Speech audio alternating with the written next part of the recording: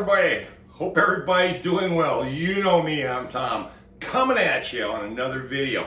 Now, there's some big important news for all you iPhone users.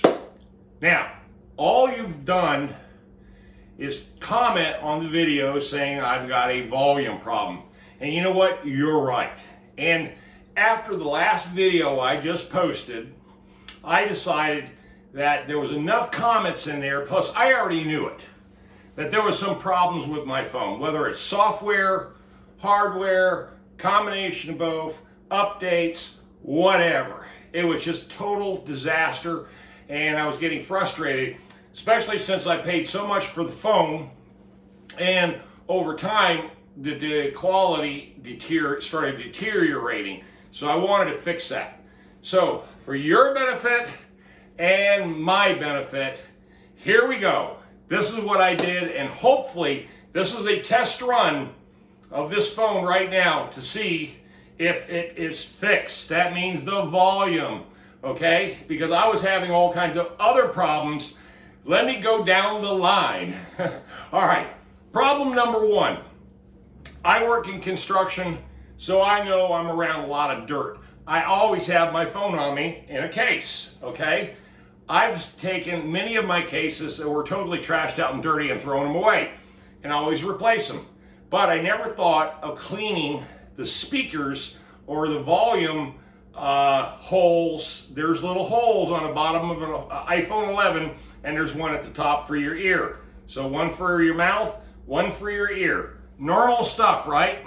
Well, I also too don't have Wi-Fi in my area that I can tap into, so I never did any of the updates.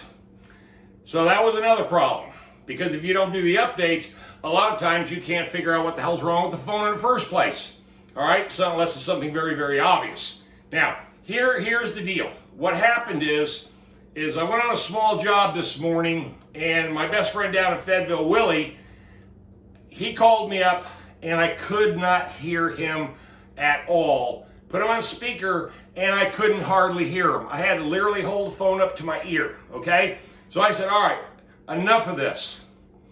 Got done with the job, jumped in my other van, and haul ass to the Apple store. Okay, now, if anybody knows anything about the Apple store, you don't just go in there and expect to be serviced right away. There's always a waiting line. And let me tell you something. Today was no exception either, folks. There was a waiting line. There was, I know, 35 people in there. Now, I did get greeted immediately. I told the guy up front, hey, I've got several problems, and hopefully you can help me with all of them. And I'm gonna stay here. I brought my Gatorade, I brought some apples and some bananas, and I basically said, I'm staying here until I fix this problem because it's affecting my YouTube channel, okay? The quality of the phone I paid for is not there anymore, so I gotta figure out what I'm doing right or what I'm doing wrong. So, the first thing he did was, good, smart young man. I'll give him credit. The guy was very, very helpful. He saw me, he asked me if I was military, and I told him I'm retired. And he goes, right this way, sir. So that was some respect there. I really appreciated that. That goes to the young man. Now, what he did was, he says, what we need to do is go ahead and get you updated. So I'm going to get you put on a charger, an in-store charger, and that way you're on our Wi-Fi network, and it'll go a little bit faster. I says, cool. He said, just hang out right here at this table. He plugged me in. He hit a couple of buttons. He goes, tap there. I couldn't remember my passwords. I remembered nothing. So he got all that, he pulled all that information out of my phone, and then we got started. The first upload, now I got there exactly at 12 o'clock. My appointment for repair was at 1, okay? So he said, it's gonna take an hour to upload these updates. It looks like you've got several, since you've never done any. He goes, I don't know how long it's gonna take, honestly. And I said, no problem, I'm here. I'm gonna suffer through this as much as I have to. So, here's the deal. Plugged in exactly at 10 minutes after 12 and started the upload process, okay? I sat there and had a couple guys behind me. One guy was kind of dressed in a little bit of camo outfit. He looks like he was in the, maybe getting ready to go in the military. So I struck up a conversation with him, and he was real helpful. He said, yeah, he goes, there's a lot of little things about the iPhone that if you don't do the updates, he goes, it kicks your software out.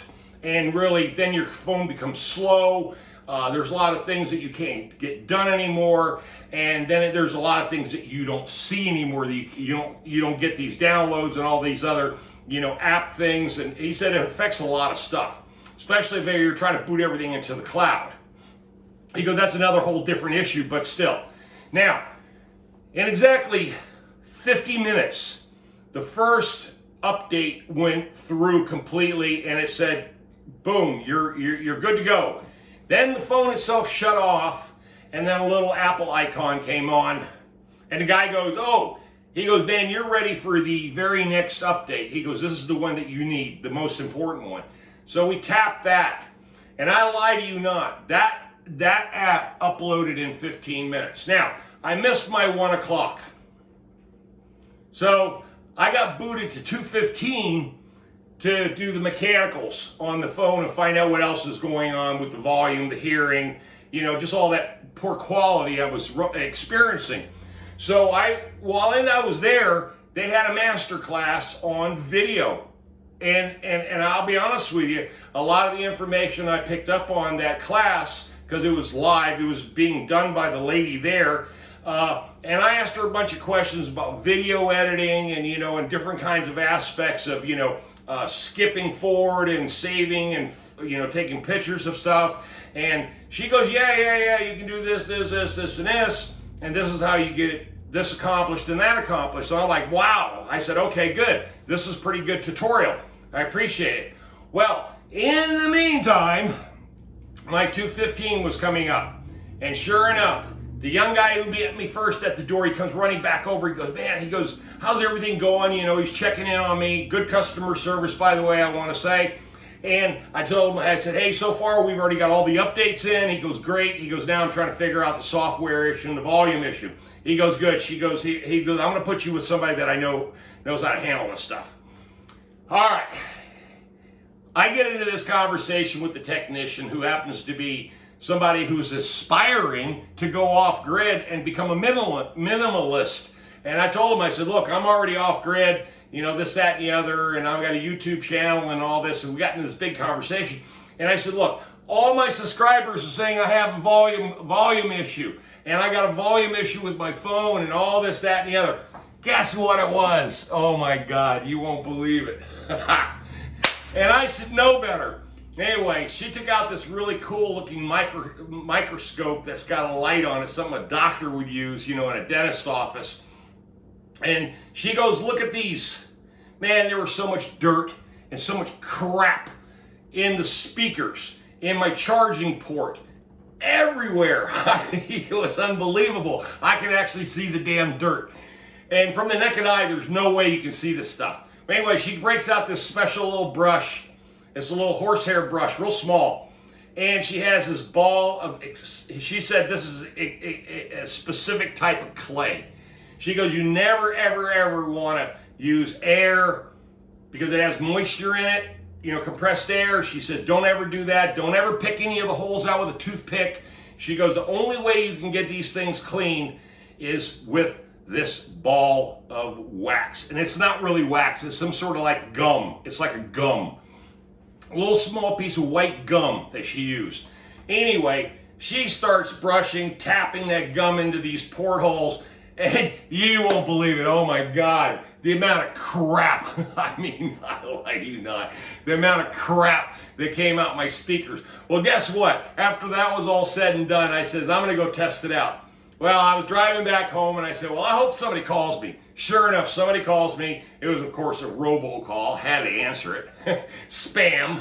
And I could hear the other person on the other end of the line like they were sitting right next to me in the car. And I was like, all right. Now, here's the other test, boys and girls. Can you hear me? And was there a speaker delay in the loading of the video? So when I first came up here and started talking, was it full volume? That's what I need to know. That's what I want you guys to help me with. And plus, too, I got the speed turned up on the shutter what they call capture, the capture speed. It's like I had mine set at standard, and now since I'm moving around, this is not still shot. I'm not just standing here like this. This helps also keep the video more clear and focused because the speed, the shutter speed of the video, okay? So there were some improvements made to the camera. Hopefully the volume is a major improvement on the camera. Please let me know in the comments, is the quality better? And if it is, thank you. I appreciate all the comments letting me know about this issue, and hopefully problem resolved. Tom out of here. I'll talk to you into the comments.